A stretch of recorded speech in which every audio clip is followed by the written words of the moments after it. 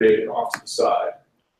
And when you see from Splunk, what they always talk about is, latency and direct attached storage. So you always hear about latency and confusion about latency. I've heard it in this room back in September. And so, well, why do I care about IOPS? If I can have tens of thousands of IOPS, why do I care about latency? And one guy said in September, he goes, latency, think of it as like gamers going off, off satellite internet connections.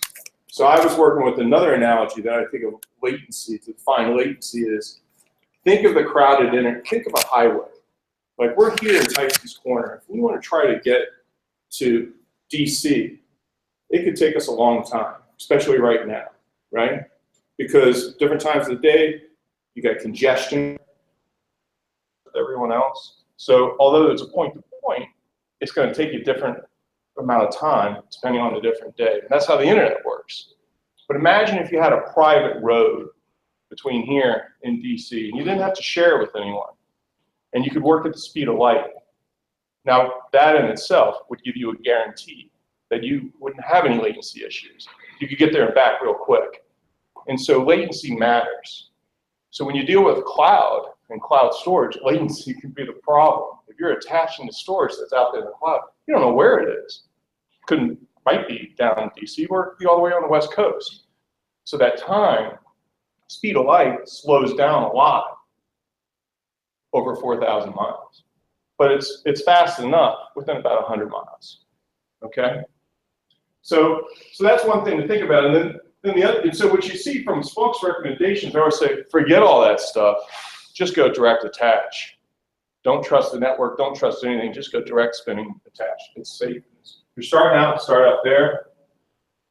And then encryption, it seems like, encryption is one thing. Splunk doesn't say, well, let the storage media take care of that. Let somebody else deal with encryption at rest. I heard this, I talked to one guy in Philadelphia, and he said, he was on Splunk Cloud. I was like, well, then you probably wouldn't be interested in anything in the hybrid model. But he said, that pricing model on the cloud just doesn't work for us. And I thought about that. I was like, well, why is that? Because when I had to buy, what was it, 30 terabytes? But I only needed 8 terabytes. So it wasn't really elastic like the cloud's supposed to be. And then also, he has to control the WAN cost. So from on-premise, if he's forwarding the data up to the cloud, Splunk Cloud, well, he's paying for that pushing of the data through his WAN. So he's got a latency issue there, okay? And then there's the egress charges, being able to pull the data out if ever needed. Okay, and then there's the encryption to check that off, but that's an additional fee. So there's a lot of additional fees for on the cloud. But on premise, what I seem to always hear over and over again is, on all the case studies at Splunk Live and stuff, people always talk about, all the Q&A is always about what happens when you outgrow the infrastructure that you started out with. How do you migrate to the next level? That's, we started out small, everything was real good, we gained momentum, we were successful. Now we got all this trouble moving to the next level. How do we migrate up? And then what you always see reoccurring is SSD, solid state disks. That's where all your hot and warm data should be. Maybe a SAN for your cold data, frozen out to some maybe cloud storage there.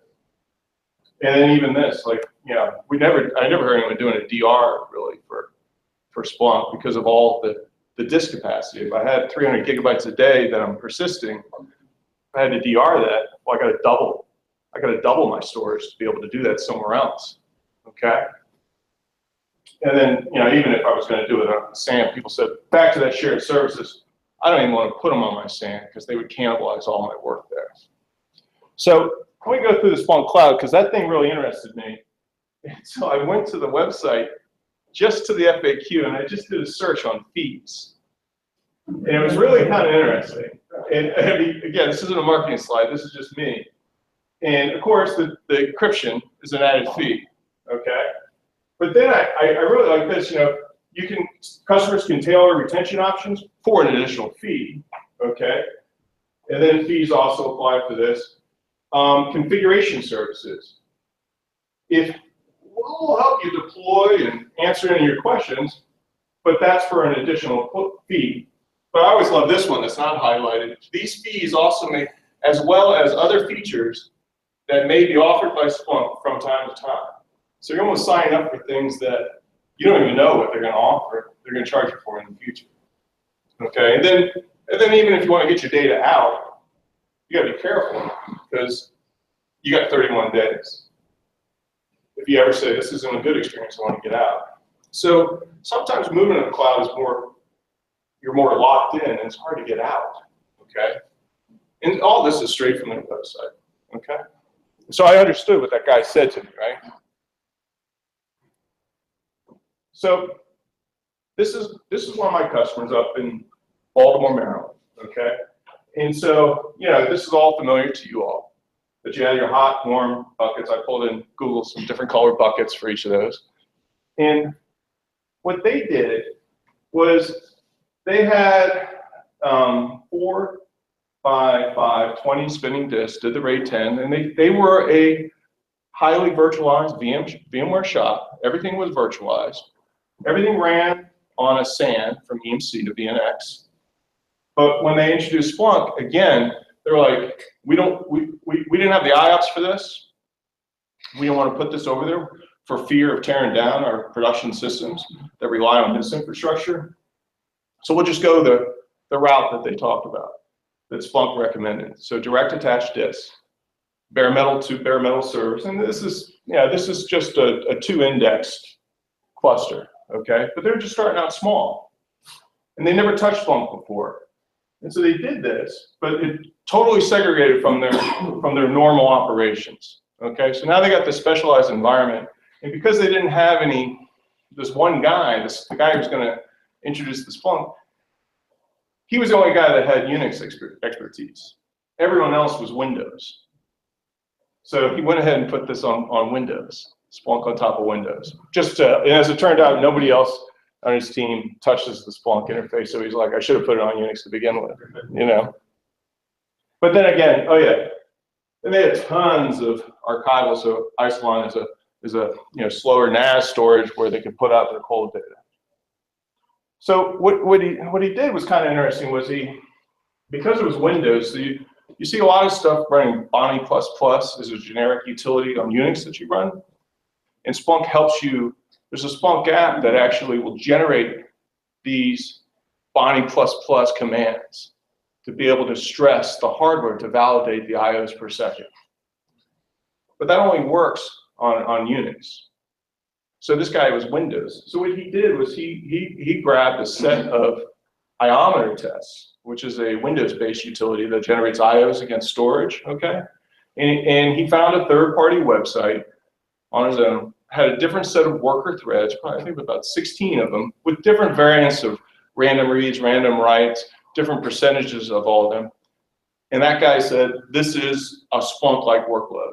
And so he runs it against his local disk, and he gets about 88,000 IOs per second, okay? He runs the exact same test against his SAN, and he's about almost a third of that, okay? So it validates his approach.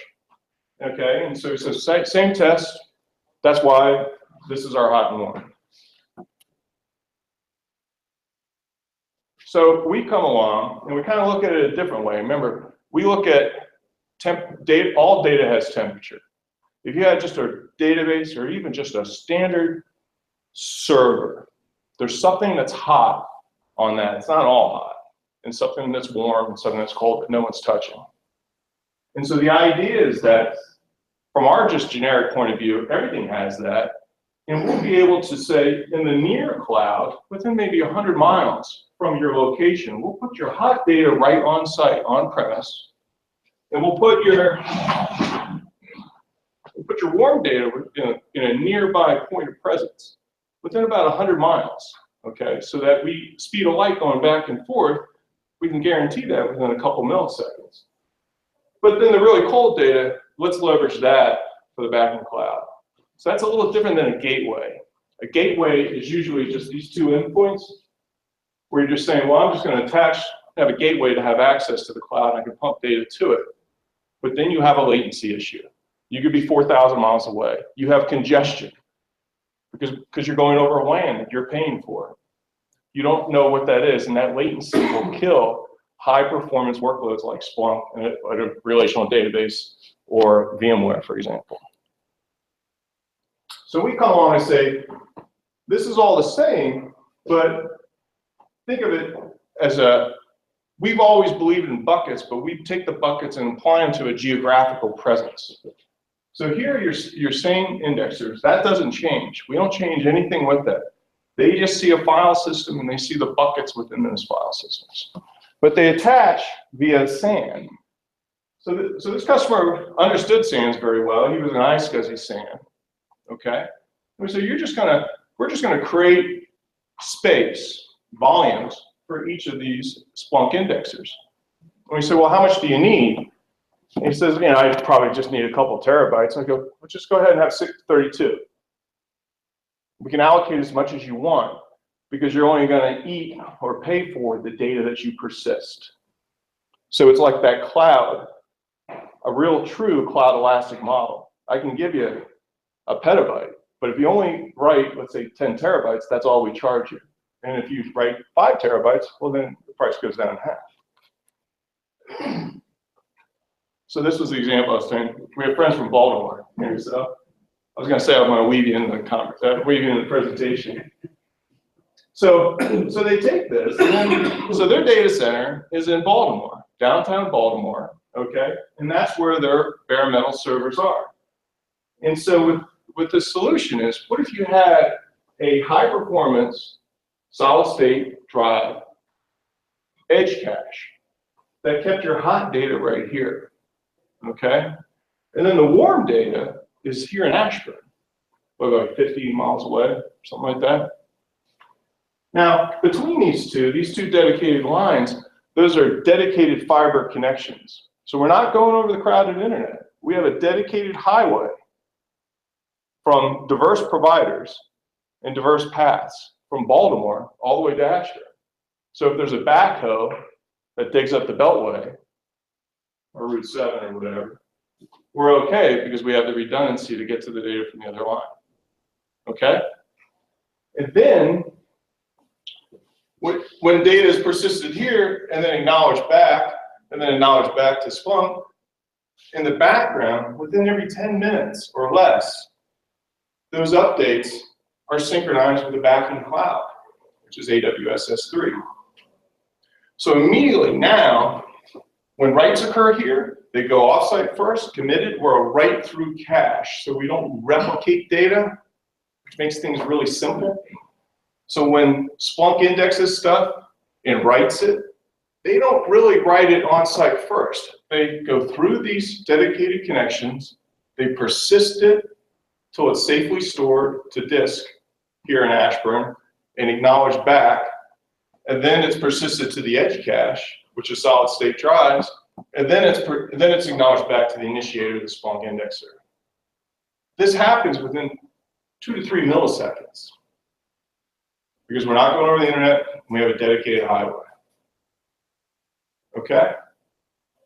And so then they take that exact same test that they ran, and they got 84,000 IOs per second. So they're 3 times faster than that SAN that they had that was local on site. They get the elasticity of the cloud. They can throttle up as much storage they want. They have actually a bottomless array of storage. They can allocate maximum of 64 terabytes, never have to worry about what RAID level to run, never have to worry about how many 64 terabyte volumes, just go big. Why have a bunch of 1 terabyte sets and dealing with storage IT services that are struggling to give you space?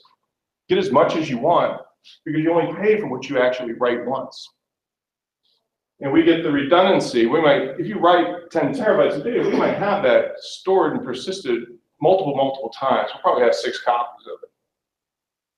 But you only get charged for that 10 terabytes.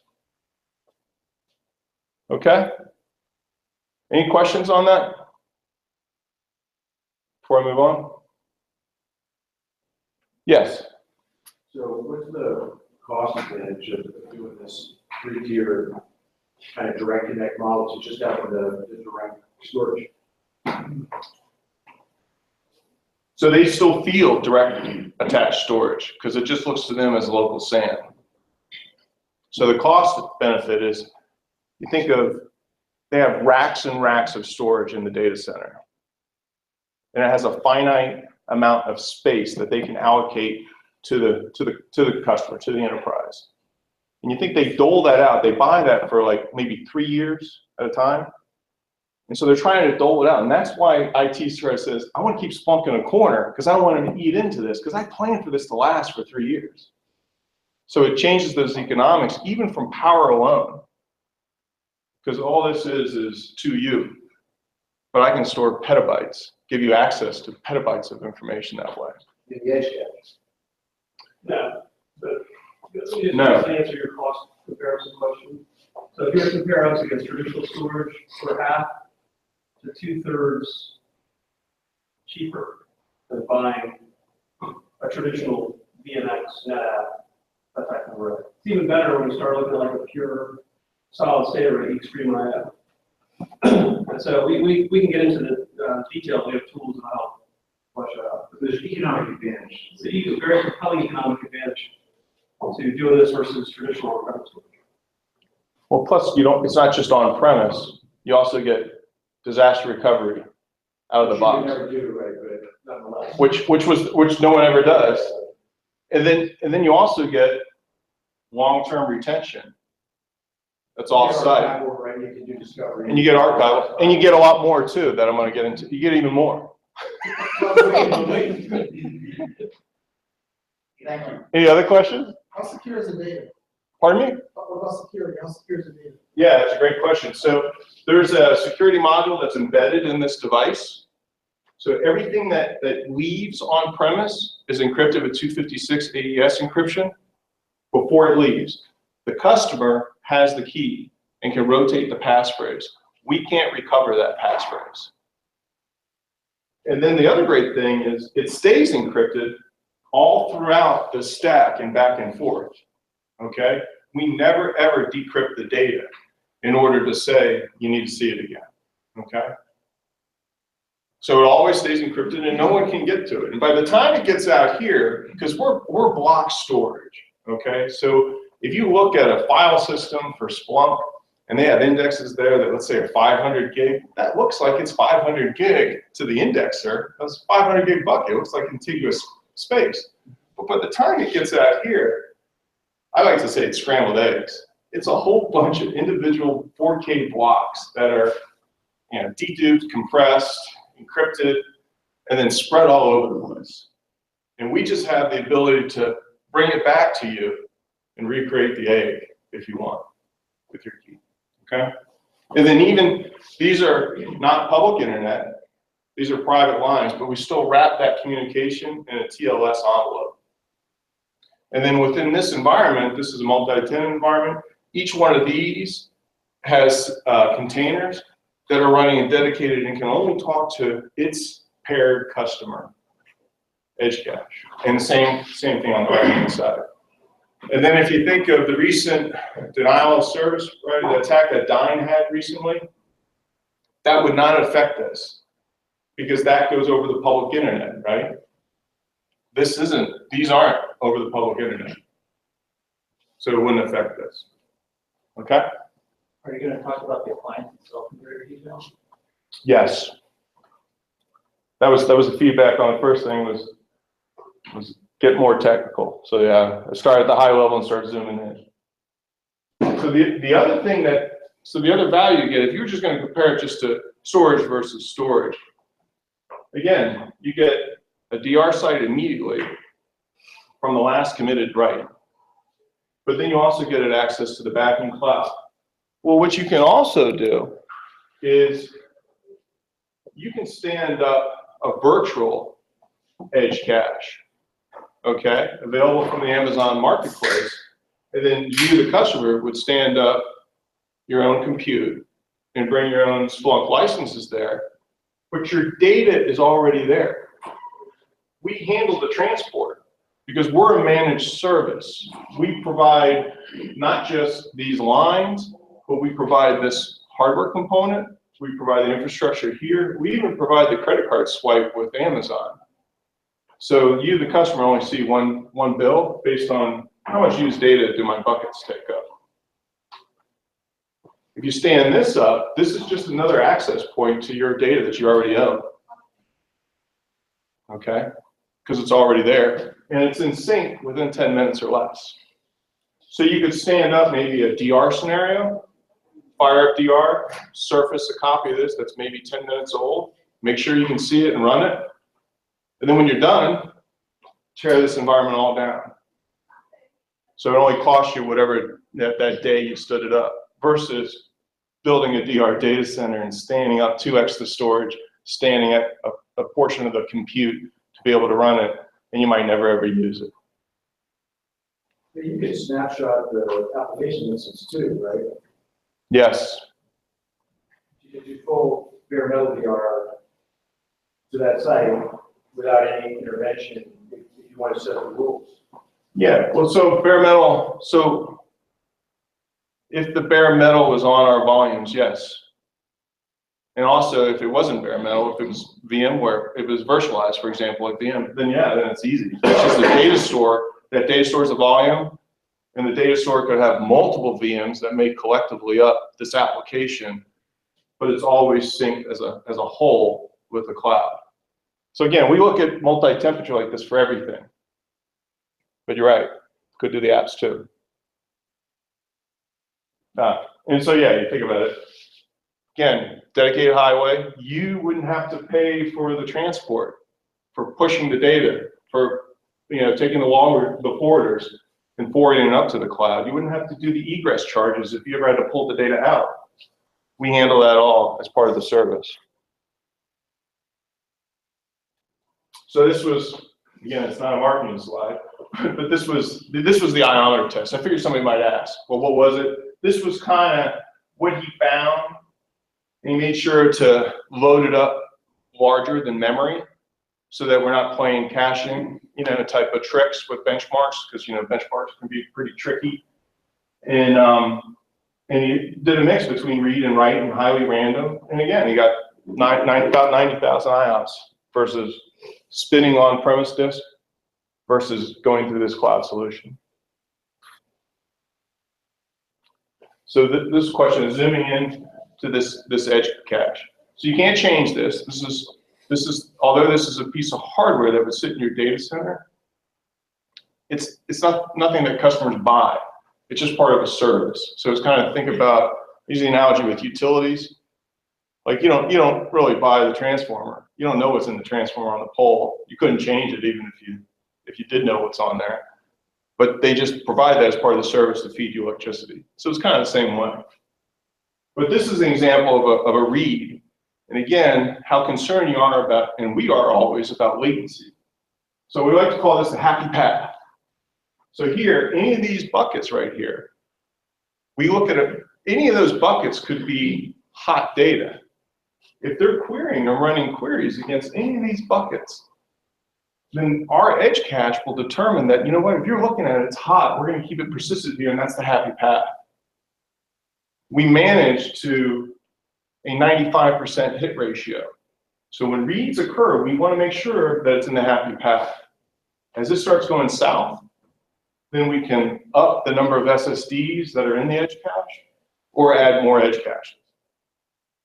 Zooming into here, there's multiple controllers for redundancy, okay?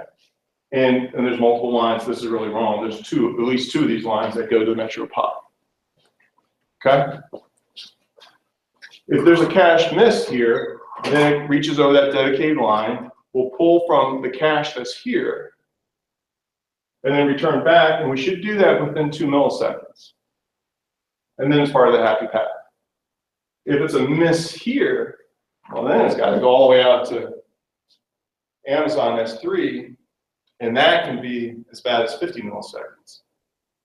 And so if you ever look at gateway type solutions where there's nothing like here, and they're talking about some gateway that's on premise and they're tying to the cloud, this is what they would feel. That's why it just doesn't work, okay? And so we do a lot of stuff. If we do have to go here, like Amazon doesn't make it really clean to be able, if you want just one little 4K block, They don't make it real easy because this is an object store. They try to feed you up maybe 10 megabytes because you only load 4K. And so it's grossly inefficient. And they're getting you on the egress charge. And so we store metadata about it so that we know within that larger extent that we can go directly to that and just pull what we need. And so we do that within that intelligence within here. Does that make sense? And so worst case scenario, this is what we would see for some of the coldest data if they ever access it. Okay? So nothing changes from your point of view. Still keep your buckets and still rotate the data. But you could get the performance of hot in any of these buckets just by the nature of doing the reads. Okay? I'm going to go to the life of a write. Any questions on this? Will you cover what the physical connection is between the host and the edge? The host and the edge? Yeah. So this was iSCSI, okay? And they had 10 gigabit Ethernet. And it was a dedicated VLAN just for them. And they didn't change anything for us because they used the same LAN that was already there to talk to their iSCSI. Because remember, they had iSCSI talking to their local SAN. Yeah. Okay? So life of a write. So we don't replicate data. When you replicate data, you get into concerns about split brain type scenarios where things get out of sync and it's just a mess. We do a write through cache. So some customers say, okay, the performance is great. I really like the throughput, but I want to write locally and not to the cloud. And I'm like, I can't do that. We always write through first, persistent to the cloud. So indexers are up in Baltimore. As they're writing to the file system, it's going all the way down here to Ashburn, committed, and then when it comes back, it's cached, and then acknowledged back to the indexer that I wrote it. But we do that within 2 milliseconds. And so that you get DR out of the box right away. So that was what you get more. So now you can check that box. Now you got DR. And then what happens behind the scenes, and within 10 minutes or less, it synchronizes with S3. Okay? So one thing that we get concerned about is the amount of throughput. Okay, so right out of the box, with a gigabit line, kind of target maybe 250 gigabytes an hour going through there, but that's with dedupe and compression. So that might be, you know, what comes in from Splunk might be a terabyte of data coming into Splunk. Once it's done with this indexing, it might be half that, 500 gig. When that 500 gig comes into us, we will dedupe and compress that data and then encrypt it.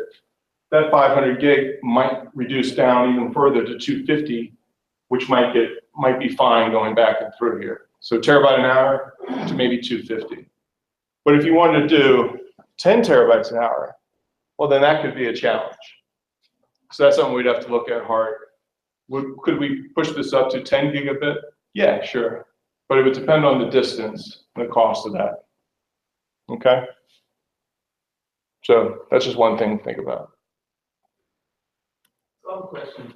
So I think I heard you say that from a performance search speed standpoint, it's equal to or close to the speed of your hot. Yes.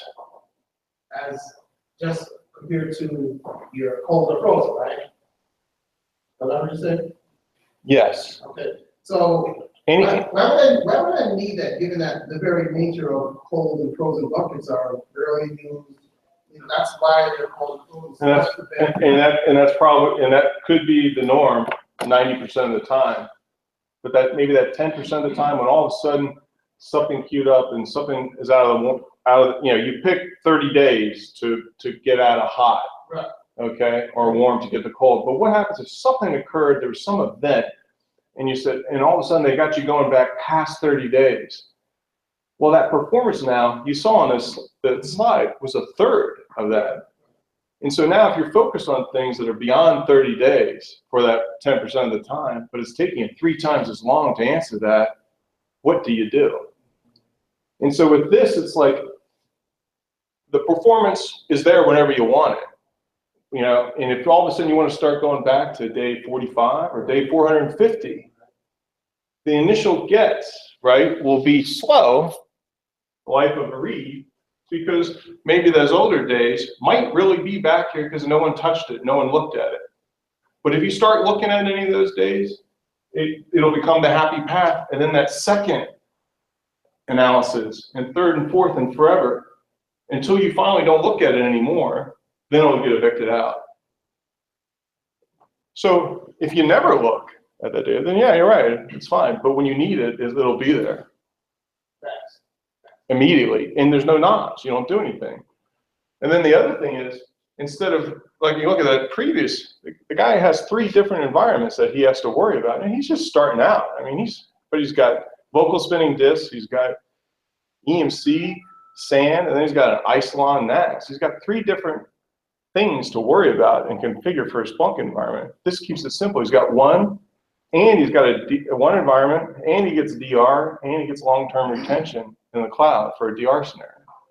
Awesome. Now, this next question, I don't know if you've already covered it, because I kind of tuning in and out. Has someone actually looked at the search speed comparison of using this methodology versus the standard? Yeah, most customers will look at that stuff and run quick, and what you see is always, it runs just as fast as our current solution. Okay.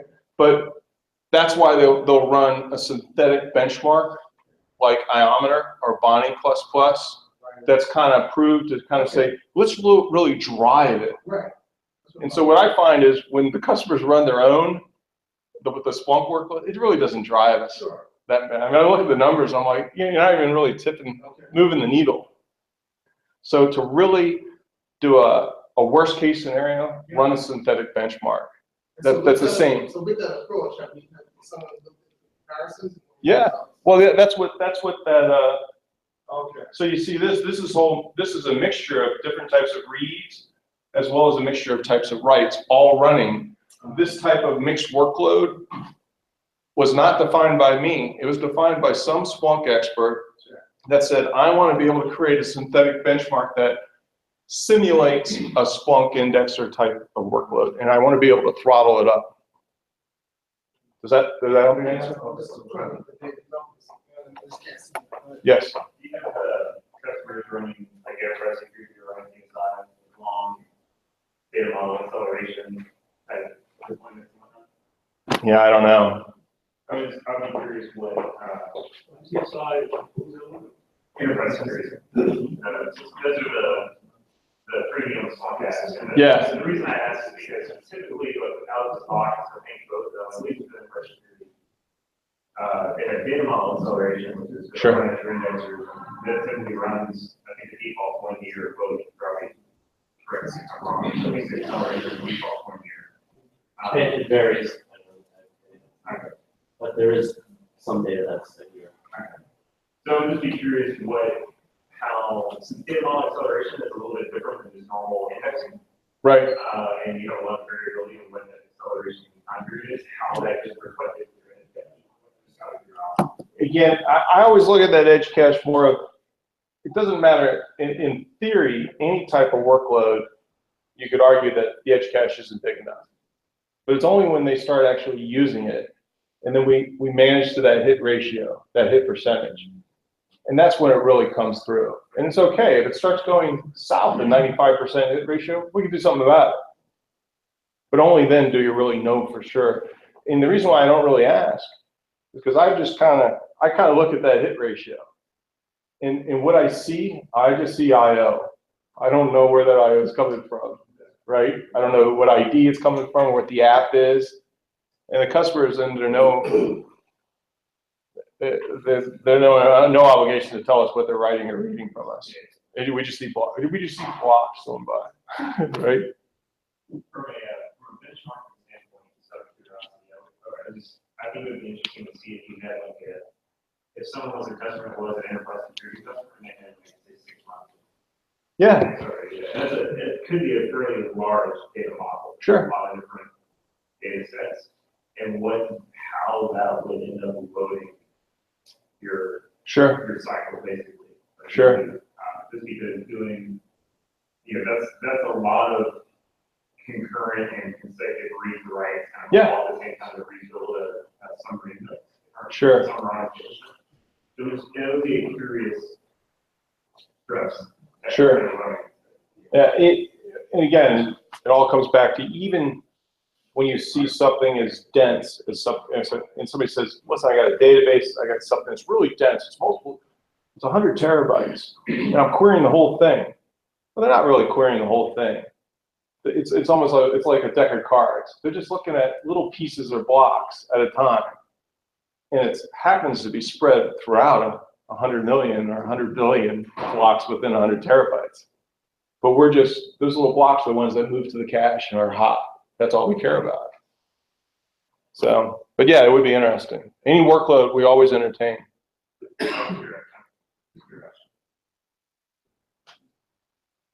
This was a security question that I answered.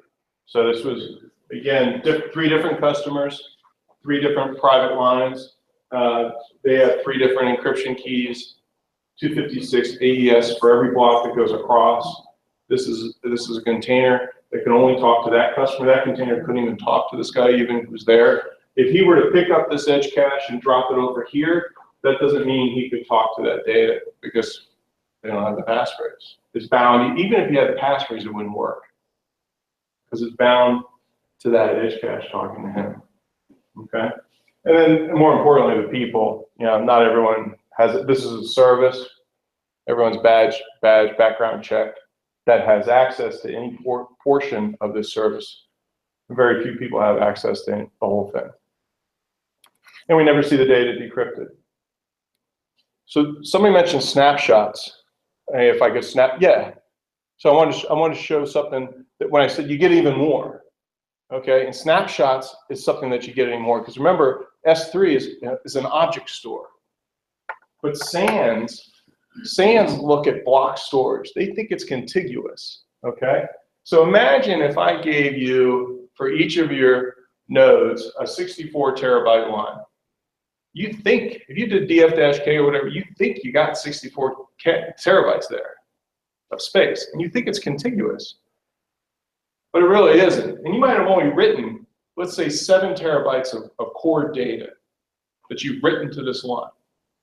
Well, object stores, think of it as you just append, you're journaling the changes in object stores. You just add the changes, okay? They're just new objects when you insert data, okay? And so you just have a view of that. We just make it look like a block storage. So this is what you get as more. So let's say I do a snapshot. Snapshots are basically free. I can surface another volume of that 64 terabytes. And I can mount it to another node. You see within your 2 nodes now, you'll see 14 terabytes of data. This is read-writable. But you're really looking only at the same core 7 terabytes of objects. And this is what, so that's free. You get this for free. You could do 10 of these. But you're still looking at the same objects. And then it gets even better that I could delete this, but I'm not going to compromise the integrity of production. Because all the delete said was Monday doesn't see these objects anymore. We just update, kind of like the view list, the Apple list that says, hey, you just don't see them anymore. And so that's the value that you could get if you wanted to do an upgrade. That was another thing a lot of customers said. They never upgrade to the most recent release. They say Splunk even recommends don't do that to them, or I've heard people tell us that. I'm like, well, what you can do now is you could take a snapshot, present it, and you could actually do a test upgrade without ever compromising the production data set. Or you could surface this to another DR location or to the cloud as a location. What allows you to do that for free? We use objects. We're an object store. S3 is an object store. But we present it to you as a block interface. Okay? That doesn't help? I just wonder where the snapshot resides. It's got to be So separate. a snapshot is not a copy. It's not a copy of your data.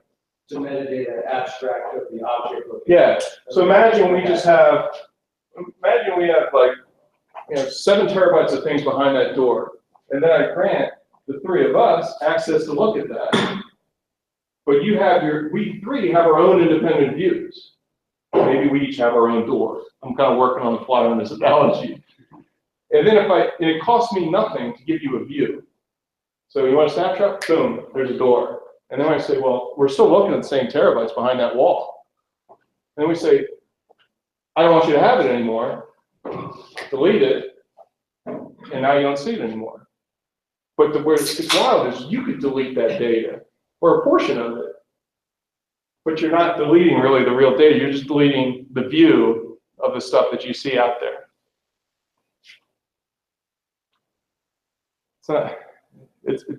Objects are different. That's why they're so disruptive to the world of storage. Okay. Do you have any real short-term customers who just want to move from data center A to data center B? Hook up, copy everything over, hook up my new data center, disconnect the old. Yeah, we handle the transport. It might be cost effective just to do that.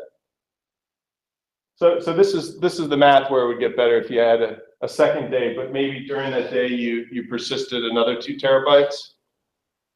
Well, you could have this other snapshot that could be a third clone of a volume. Now you have 3 directories where you could look at the real data. So you're really looking at 25 terabytes. But really under the covers, it's only 9 terabytes of data, and that's all you get. That's all you get charged for. So it gets even better that you can define the snapshot policy. So the default is monthly, weekly, daily. This might be hard to see, but you can ramp it all the way down to every 5 minutes. So if there was an oops problem, where I always say, like somebody did something bad by accident, well then you could just recover back to the point in time before that rogue employee went crazy and did something bad. And you would just restore that view of those objects, and it wouldn't cost you anything, it'd be instantaneous. Because we don't move the data, we don't copy it, we just say, you now have that new view of 10, 15 minutes earlier. Okay? Here's an example of the environment, you have 16 terabytes, 15 snapshots, and I got 15 snapshots per 64 terabytes. I probably have 10 petabytes. But I don't physically have 10 petabytes because it's just endless amount of object space that I can add to if needed. Okay? So this was the thing I mentioned a little bit. If you want to leverage Unix-based Splunk environments and stress tests, I/O, this is, I think, what I found. I like this utility because it's built by Splunk. So you get this app, and it'll generate. Bonnie++ is a Unix benchmarking tool. It's got a ton of permutations of values you could feed into that as a configuration file. But what's great about this app from Splunk is it generates the configuration file that is Splunk-like. And so then you run it, and then you get all this garbage back. And you're like, well, so how do I interpret this? And then you take that input, you load it into Splunk, and then Splunk will interpret it and give you back the IOs per second and the latency and graph it up for you. So this is what I like to recommend for Unix installs, but in my Baltimore case, it's simple. They were on Windows. So that's why we went the other route. So does anyone use these? Has anyone ever used this? So what's your opinion? Do you good tool, bad tool? And what kind of numbers do you look at in terms of IOs per second that's good or bad based on this tool? Like if you're going to throttle it up.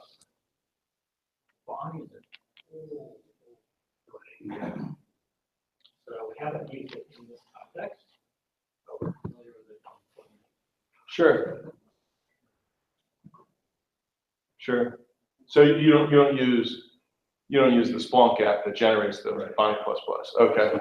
Just Bonnie with native to the Unix box. Yeah. Well, that's what this runs. Yeah. but the configuration file is Splunk generated.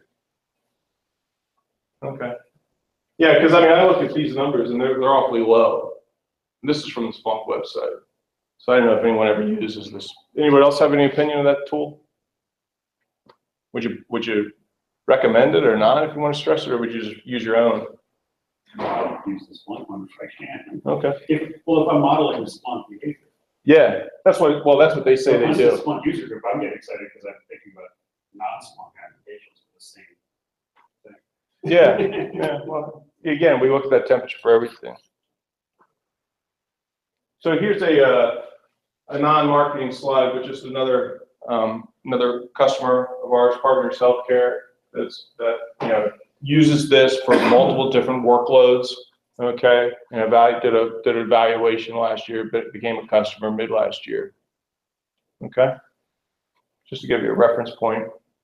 But healthcare, So just in summary, you kind of look at this, what it solves from comparing to like a traditional storage. Instead of having to maintain 3 different variants of storage, local spinning disk, an EMC SAN, and then maybe a NAS Isilon for cold, they could actually let one provider actually manage the temperature for them.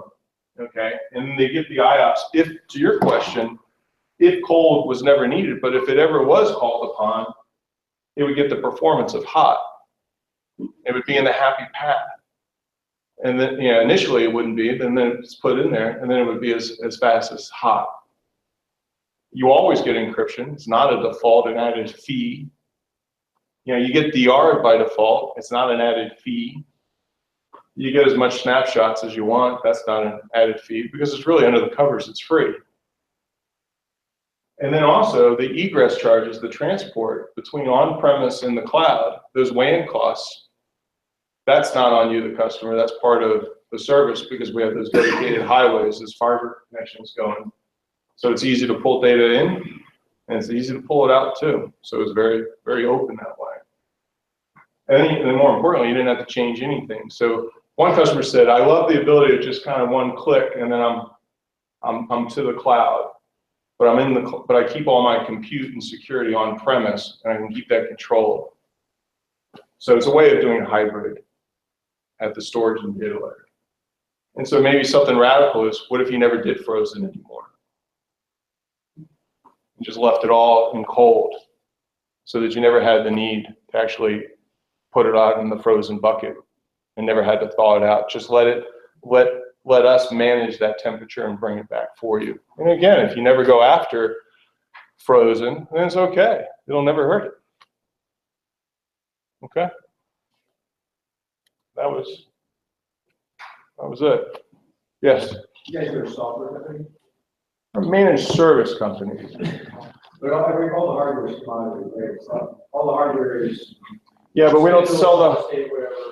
Yeah, but we don't sell the hardware. We sell it. So think of like a utility model. I go back to like the power company, right? You don't know what's in that transformer or FiOS. Like if you have FiOS, they put that box in your basement. I don't know what's inside that thing, but it's their hardware, right? I just give it power and cooling, and they do all the updates. We do that example. a cable company, right? You got the service of a cable company.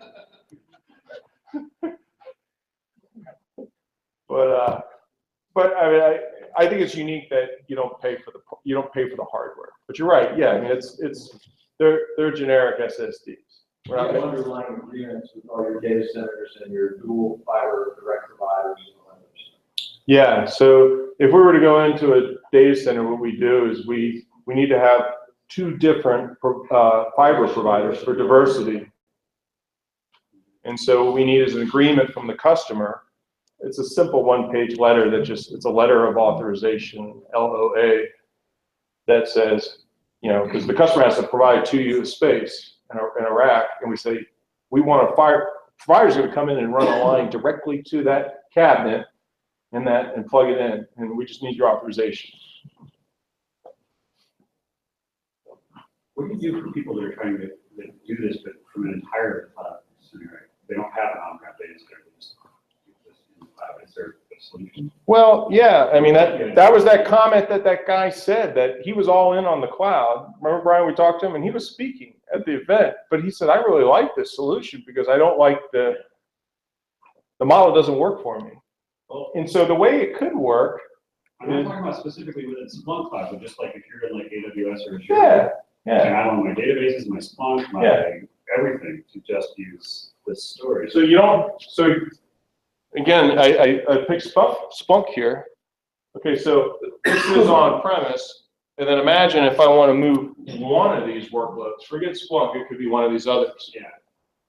But now this could all be running all the time, and then the whole on-premise goes away if you want it. But in this slide, it appears that I'm going to the S3 backing cloud, not to my, what if I wanted to connect my cloud stack directly to the network hop? You are. Okay. You are. Right. So this is in your cloud, right? Yeah. You're not really directly connected to S3. You're connected to our POP that is front-ending S3. Okay. So to be a reality, there really is a POP in between here and there too. Right. Okay. And so therefore, yeah, you just need to provide your compute, right? Right. And to be able to provide your licenses for whatever that app might be. But you can access your data from here and leave it there, leave that app there for everything. Let's face it, RDS is not fast enough. Right.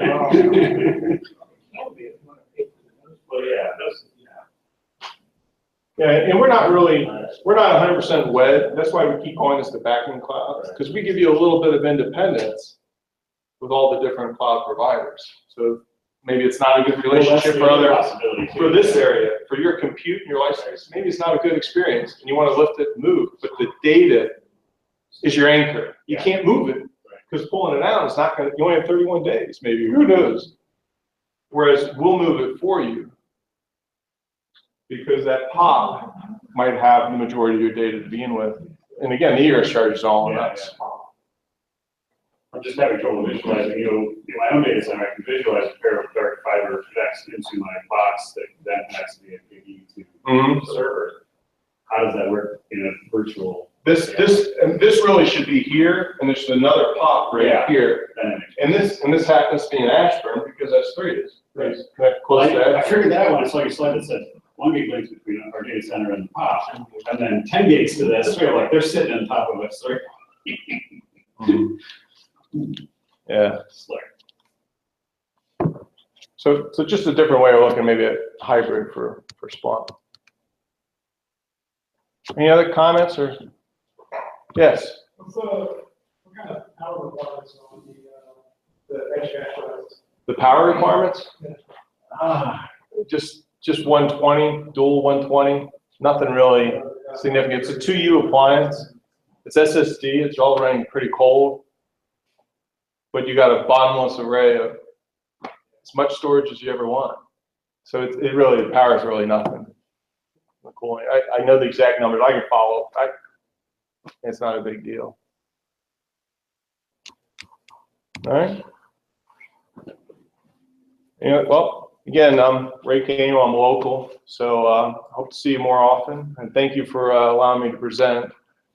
I really I love the idea of multiple temperature applications, and Splunk's probably the only one that believes in that more than anybody else. So thank you very much for your time.